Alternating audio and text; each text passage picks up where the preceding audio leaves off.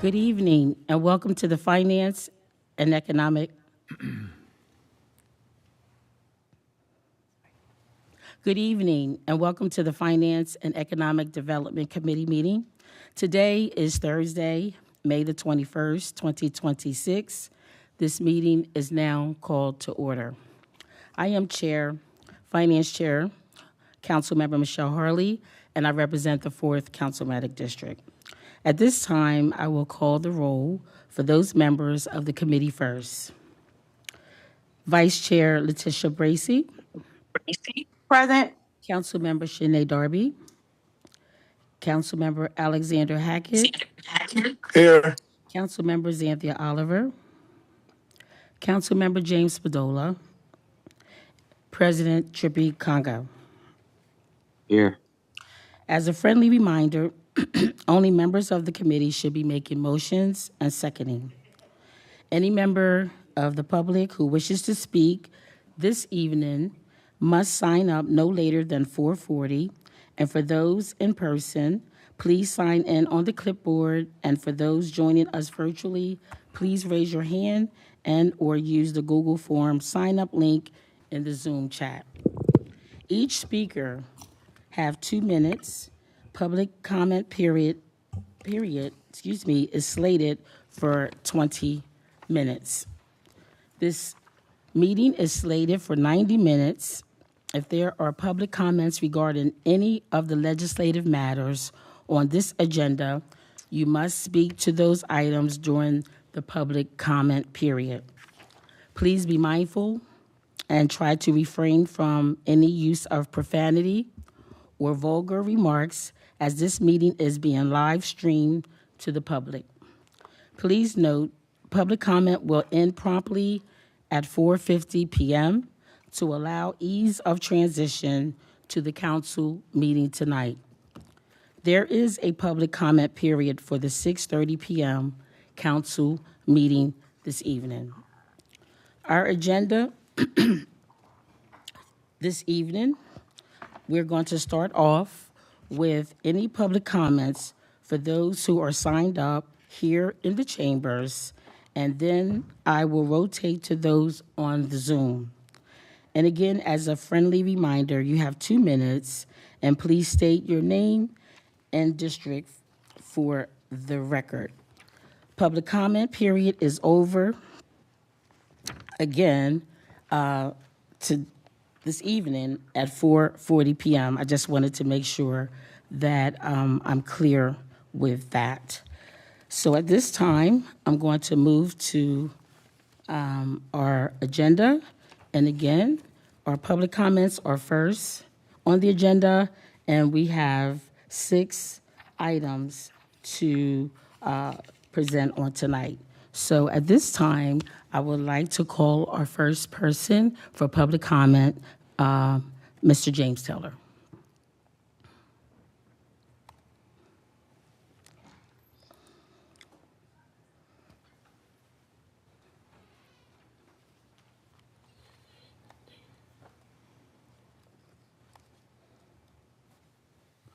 Good afternoon. My name is James Taylor. I live in the 4th District. I just wanted to come in this afternoon and make sure I caught this meeting and understood what's going on with the full budget and add my voice to those that are expressing their concern around homelessness in the city right now. Being a finance/econ guy myself, I appreciate that these are very difficult times. So I'm not here to browbeat anybody. I've seen what the mayor proposed. I've seen what Councilor Willauer has counter proposed. And what I would propose is that we focus on conserving as much money as possible by working with the state and going down there and leaning into actually separating those that want help from those that do not. I formerly worked for Downtown Visions this past year, and I've seen some of the issues that we're up against firsthand. And so I know it's not easy for anybody. You know what I mean? I know that, everyone has their particular perspective and they want to highlight whatever it is that they want to highlight. That said, we need to focus on the facts at hand. and again, work with those entities at the state that are in the city that are trying to do the work and really lean in to actually working with people that want to be worked with. You know, it's not really easy or quick to build a bunch of new housing, but we do have things at our disposal. We do have levers that we can pull. And so again, working to make sure that we're separating those who want to be helped and from those who don't, and then making sure that we pull the levers that are available to help those individuals, and then work systematically to catch, you know, the remainder of the population. But that's all that I have this evening. Thank you all for the great work that you're doing. Thank you. Jean Messick.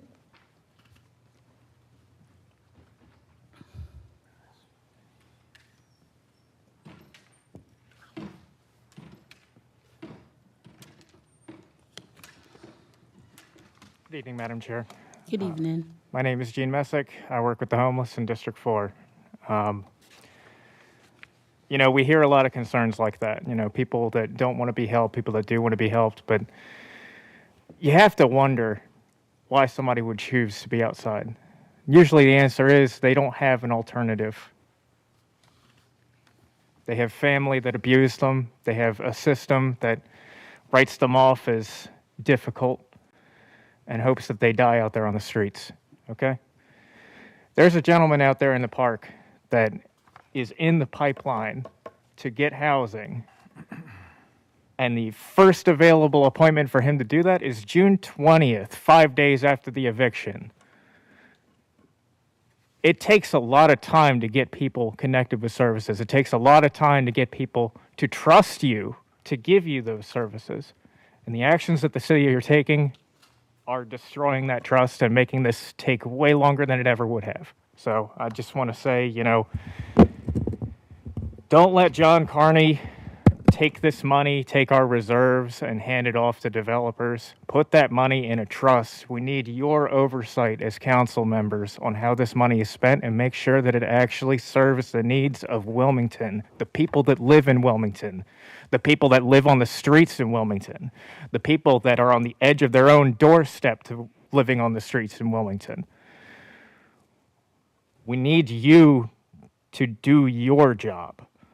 And part of that is determining how the money is spent. It should not be John Carney's purview. Thank you. Thank you very much. So at this time, we're going to move on with our agenda if there's no one on Zoom. All right. So our next item on the agenda is ordinance number 26-022, an ordinance establishing a rate of taxation of real estate property, real property, and the taxable property of public utilities for the fiscal year beginning on July 1, 2026, and ending on June 30th, 2027. And I just want to say for the record that I'm, as the finance chair, obviously, since this is the budget, this is a finance committee meeting, I will be sponsoring all the pieces of legislation. And who is here to speak to this item? Mr. Winkler, All Assistant right. Budget Director. Thank you. Yeah, thank you, and good afternoon. And as you said, this is the ordinance that establishes the property tax rates for FY27. It maintains the existing bifurcation between residential and non-residential properties and maintains the existing rates from FY26. Those rates are 3.7413 mils, which is $3.74 per $1,000 of assessed value. That's for residential properties. For non-residential properties, it's 5.8276 mils, or a little under $5.83 per $1,000 of assessed value. And again, those are unchanged from FY26. Thank you. Okay. That's pretty straightforward. We have been discussing these pieces of ordinances for the last, 4 months, talking about all of these particular pieces. But at this time, is there any council members that have any questions? I don't see any in the room. None on Zoom. Okay. All right. Our ordinances does not have to be voted out. So this will be on the agenda on tonight at 6:30.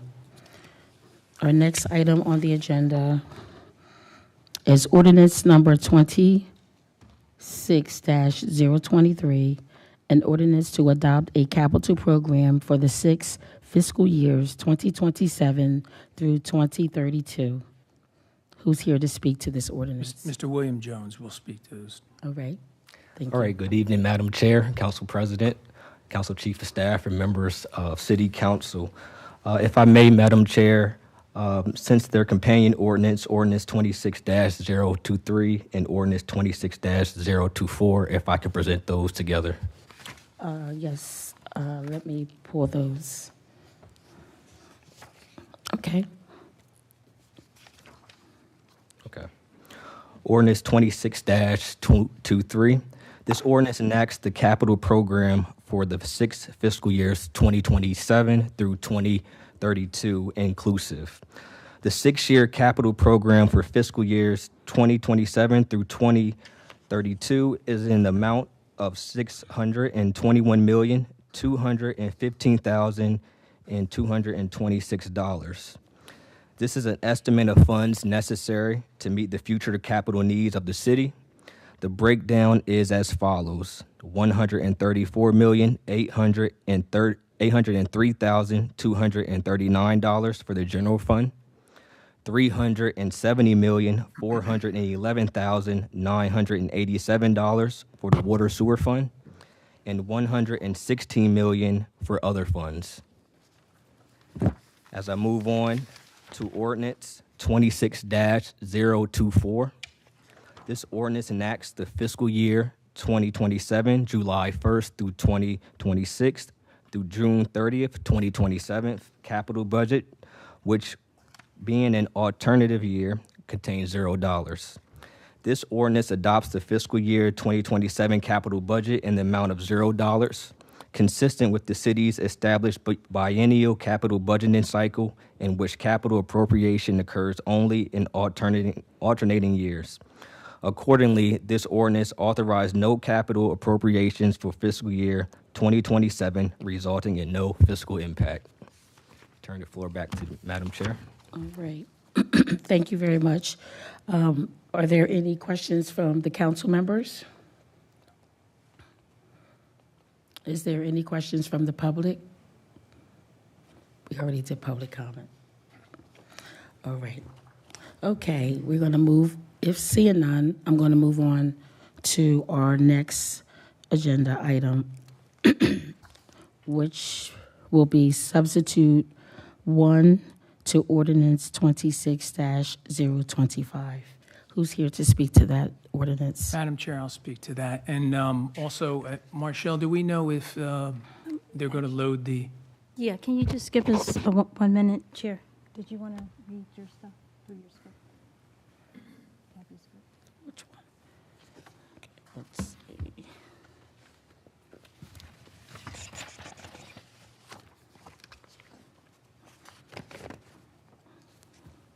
These 5. Okay.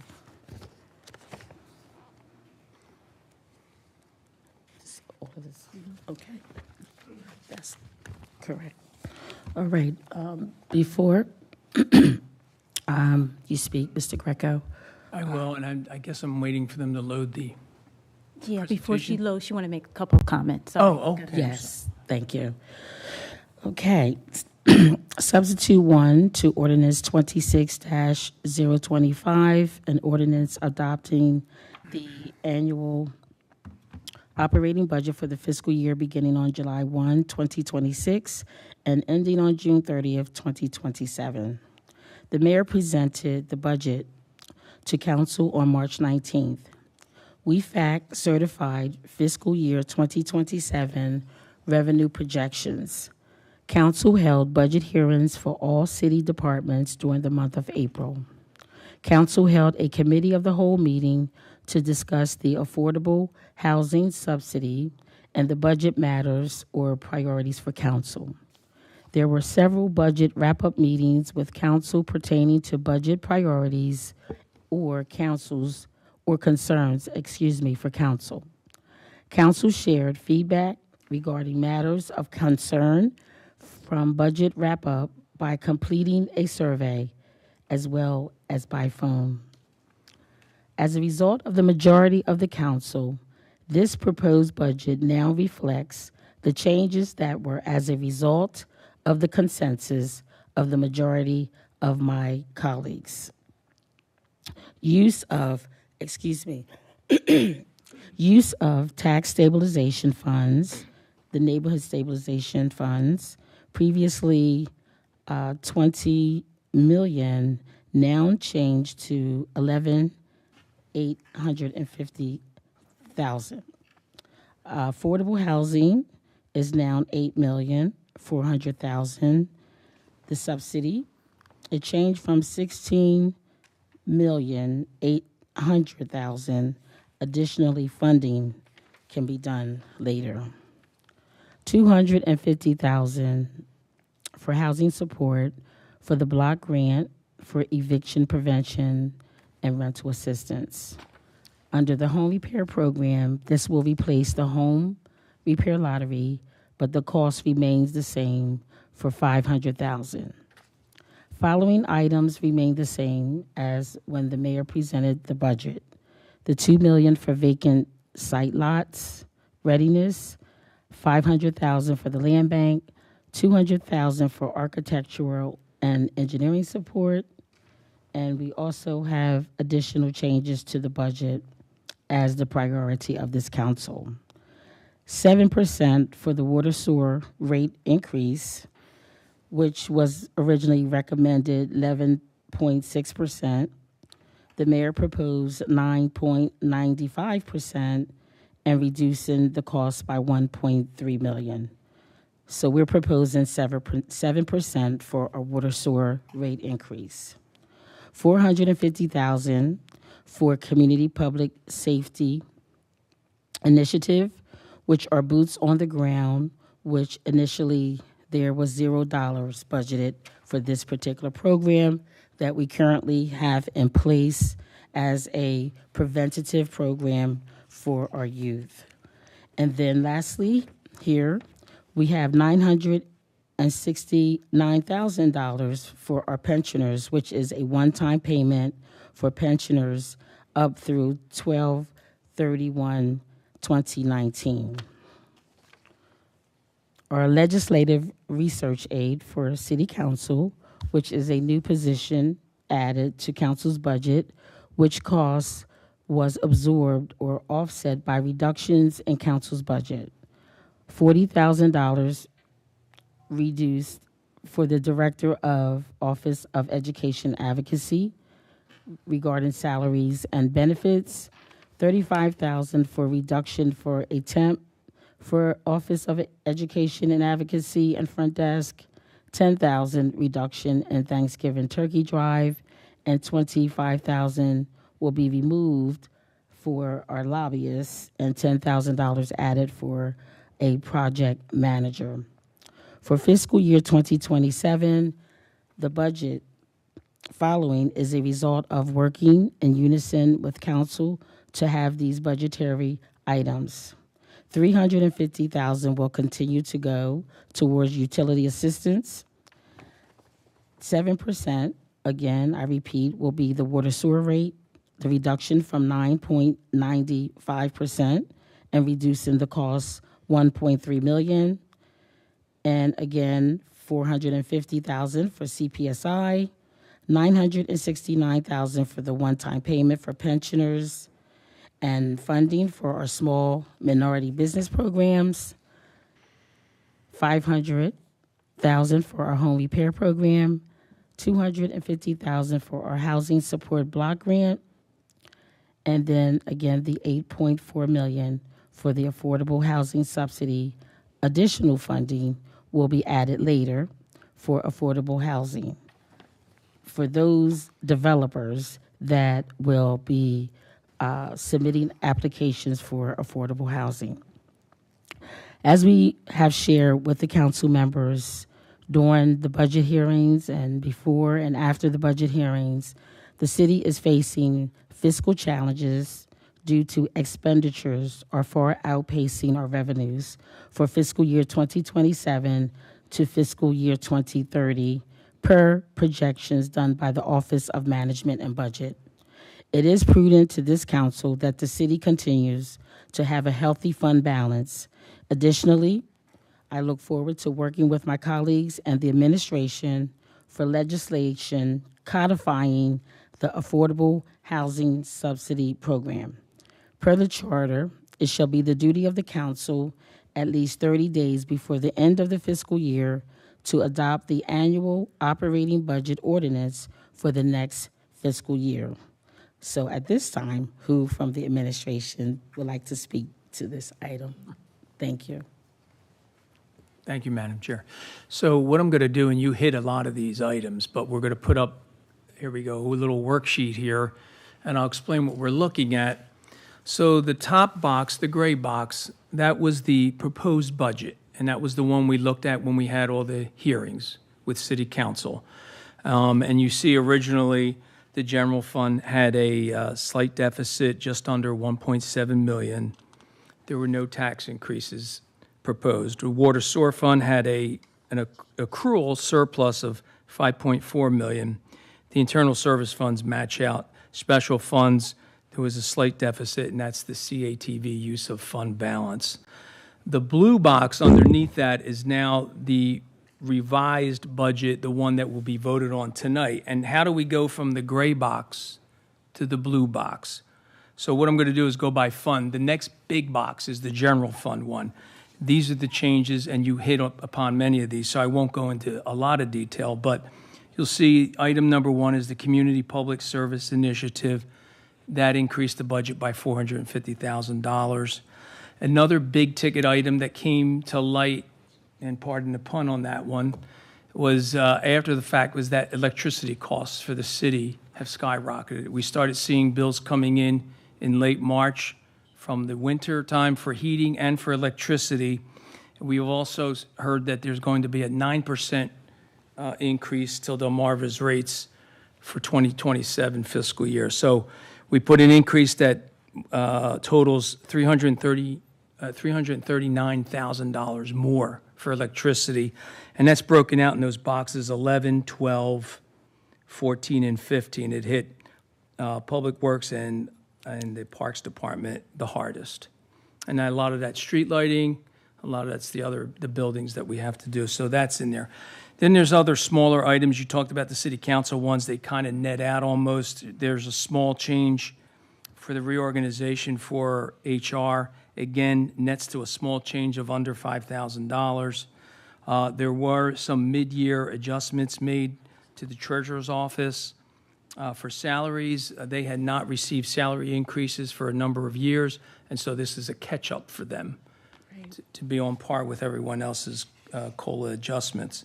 The blue box, then, is the water sewer revisions. The biggest change here, again, is, and it's good news, actually, we've got updated what they call amortization schedule for interest on the water debt, the new water debt, and it actually was a decrease of $1,259,000 on an accrual basis. It's not cash, but still, it helps, especially since we're lowering the rate increase. And again, here, just like in the general fund, there was an electricity increase. It hits all in the Water Systems Division and Public Works. That's $214,000. But the net decrease in the water fund is $1.3 million. And let me go back to the general fund. The net increase from the proposed budget is $915,000. Okay. That's that bottom line. If you go to the second page, there's smaller items here in the pension fund adjustments. That's the other piece of the pension fund, of the treasurer's actually funded by the pension funds. And then internal services, also the other side of the HR upgrades and reorganization as she moved people between the different divisions of her department to better align with the mission that she now wants to implement. And then finally, the bottom box there on the second page is the revenue change. That's the water, sewer, and stormwater rate increase going from 9.95 to 7%.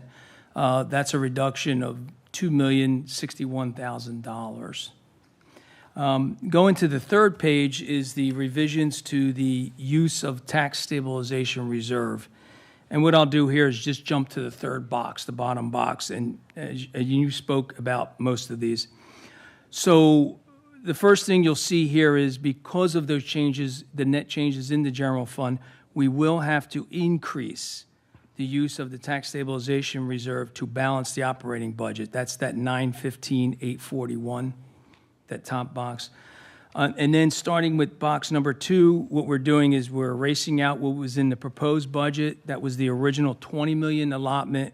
That goes away, and then it's rebuilt according to the compromise made with City Council. And that starts with the affordable housing subsidy at 8.4 million, vacant lot site readiness at 2 million, Wilmington Neighborhood Conservancy Land Bank, 500,000, home repair program, 500,000, and housing support block grant, 250,000, and then architectural and engineering support services for another 200,000. Those total to $11,850,000. And then finally, you talked about this too. There's a ordinance tonight that will be looked at and voted on, and that's a one-time $1,000 payment to current pensioners in city-sponsored plans who retired on or before December 31st. That's $969,000. That money will go directly into the pension trust funds, so there's no increase in pension liabilities. So that kind of wraps up the changes. Do you have any questions? Okay. Before we go to the floor for questions, I would like to acknowledge Council Member Oliver, Council Member Owens, and Council Member Darby. Okay. Are there any questions from the council members? Do we have any questions from council members on Zoom? No hands are up. Okay. Oh, sorry, I have a question. Okay. Councilmember Hackett. Yeah, one question. I just wanted to know if there was any details on this housing block grant, were they specific to the 3 things that you named, or was the block grant just going to be subject to whoever the program, I guess the mayor's administration, what programs are going to be in that housing block grant for the 250,000? Absolutely. So what that will cover is, we absolutely hear council on the, the desire for a rental assistance or a eviction assistance program. What this would do is essentially be a grant that we would give a third-party nonprofit, such as, say, West End Neighborhood House, who currently administers a similar program. And this would go to augment those existing services. And the difference here is that they also provide a lot of the wraparound services that support the eviction assistance or the rental assistance. So they also offer, counseling and services that kind of help people get out of a bad housing situation or, improve their financial situation as well. So that was the idea here. So instead of kind of trying to stand up a city program, this would be to augment an existing program at an existing nonprofit. Okay. Thank you. Can I follow up? Yes, you can. Thank you so much. No, thank you, Ms. Mergler, for that response. Just trying to figure out, though, we have, several, I guess, programs, like you said, West End. My biggest thing here is, though, how do we identify? I think people are going through different things. Maybe it is rental assistance and the eviction and different things. And how are we going to be able to track, the succession plan if we are just giving the money out to a different third party? Yep, absolutely. That will be, we can work out those details in the contract the grant agreement essentially with the nonprofit. So we'd be happy to kind of sit down with you and see what you would like to see included there. And we can make sure that oversight is available. So, who does it go to? What are the parameters for issuing it? What are, what are the requirements we would, expect from the nonprofit for administering the funds. Once again, thank you so much for that answer. Thank you for listening to council. We've been talking a lot about rental assistance. As we look at this community today, and everybody today is not, buying houses. So I'm glad that we were able to add something. Do I think it's enough? Maybe not, but I'm happy that there's a, start. Because at the end of the day, there's people in our community that's renting all over the city of Wilmington, and we talk about how the rent is high. And if you're a citizen that's waking up every day doing an 8 to 5 and rent's high, the dream to buy a house can possibly be out the window because you're just trying to survive with renting. So I'm just happy that we was able to try to cross those paths there. So. All right, thank you. Councilmember Owens? Yes, thank you, Madam Chair. 2 quick questions. The vacant lot site readiness, those funds, is that staying with real estate and housing, or is it's our vacant lots that we own? So I think it'll primarily be vacant lots that are owned by the land bank. But yes, the funds will be nested in real estate and housing and controlled by real estate and housing. Okay. So that would technically be $2.5 million going to the land bank then, correct? If it's going to the land bank?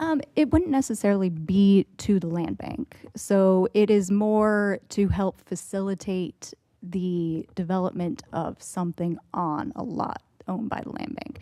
So the money wouldn't go to the land bank. It would go to, say, a small developer wanted to make a tiny home on a lot. Great, then we would help with the infrastructure necessary to make that happen. So the water sewer infrastructure, the architectural and engineering, that sort of thing. So it's more to facilitate development. The reason the land bank would be involved is there's site control there. So, we know that those lots are not owned by somebody who, has a plan for it or, won't. Essentially, we know they're available. And we know that I don't think anybody wants the land bank to just hold properties. The idea is for them to be returned to productive use. And so this is one way to ensure that all of these lots that are owned by the land bank are returned to productive use and turned into housing. Thank you. And my second follow-up question is, has the mayor's office already submitted their bond request to Dover yet?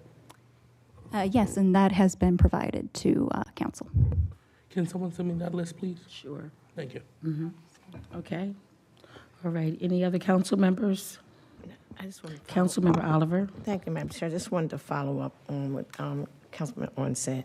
So by where we'll be involved with the vacant lot site readiness, correct? Correct. Okay. Okay. All right.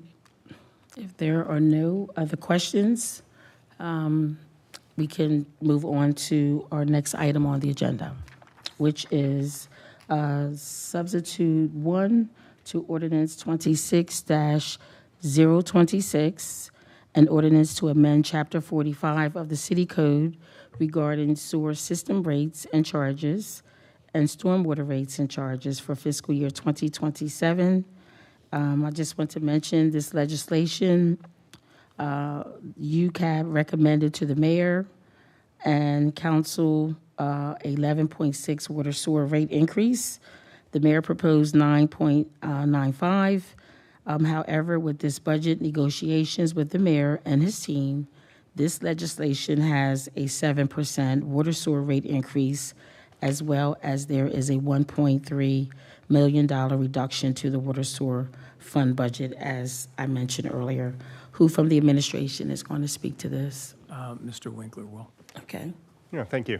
As you mentioned, there is a 7% increase for water and sewer. There's also a 7% increase for stormwater. Those are down from the originally proposed 9.95% increase. The revenue impact of that is approximately $4.9 million in additional revenue. Again, that's on the accrual basis. It's down about $2.1 million from the original proposal. In terms of monthly increases for your typical residential customer, that's someone using about 4,000 gallons a month, it's about $5.70 per month. Okay. All right.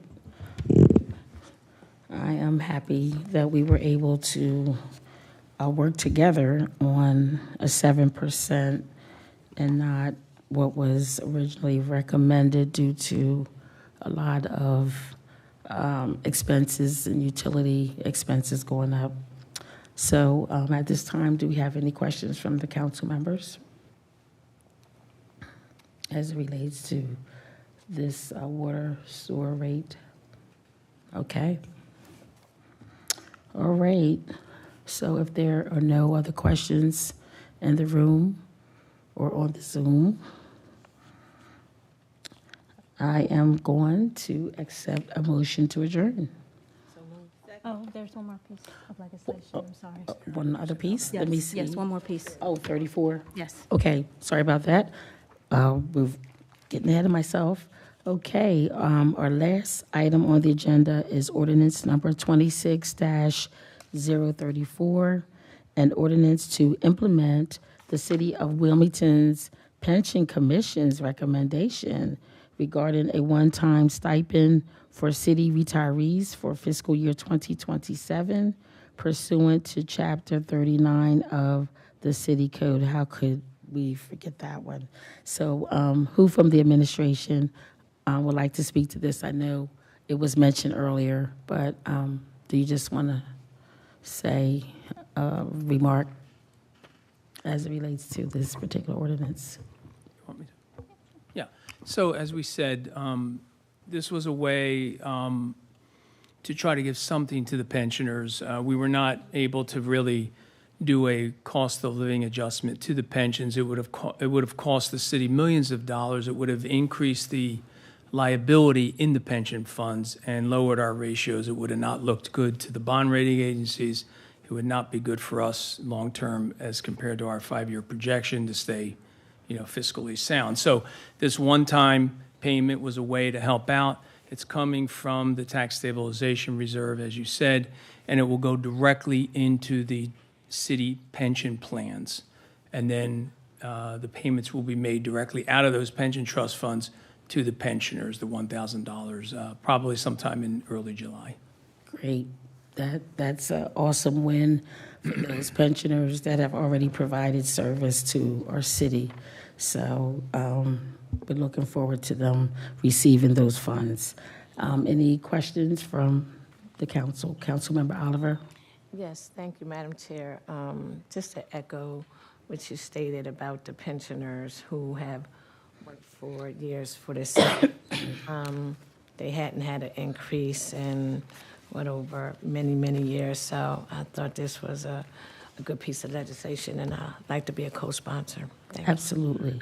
And I do want to mention that Councilmember Oliver, as well as myself, is on the pension board and have been advocating for either a COLA or some type of increase. And so the board finally, there was enough votes for us to at least get this one-time payment, even though we wanted more. But sometimes you have to work with what you can get. So I'm really excited about those pensioners that have already paid their dues and served the city of Wilmington.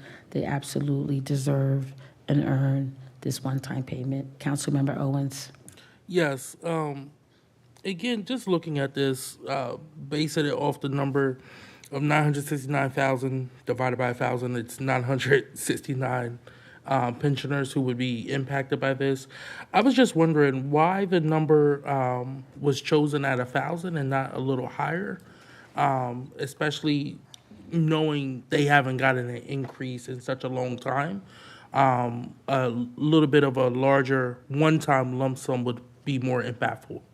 So, as I just mentioned, we definitely advocated for a COLA.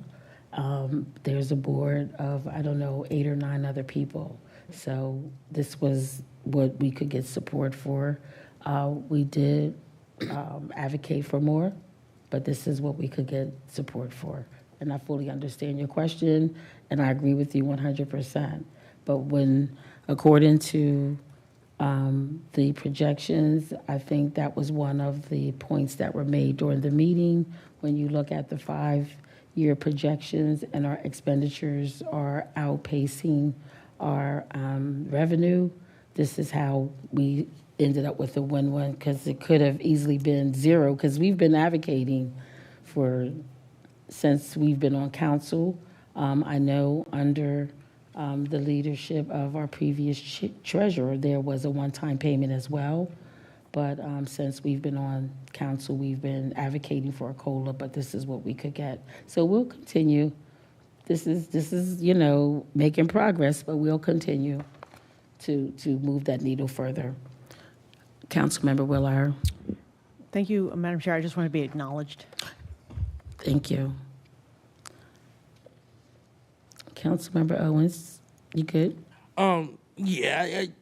Again, we're having a discussion here about giving $2 million for vacant lots, right? You could cut that in half and be able to make these payments $2,000. So again, I know we're pulling a huge amount out. That was my only reason for asking, why we settled at the 1,000 mark. Well, the pension board is a completely different group than those that decided on that. So you got different boards and committees, right? Oh, yeah, no, I know. So I'm just saying it's all coming from the same fund, though. So we're looking at the projections. it was It's what was still the voted same on. fund. So they voted on it, a number of people that are on that board. So I'm just saying they're not. No, I Yeah. hear you. I mean, other boards voted on other things, either the 9.5 and the 11.5 for the water sewer, and we changed that. So again, I was just asking. That's all it is. Thank you. Okay. Any other questions from the council members? Is your hand up, Councilmember Willard? No, I just wanted to say okay. present.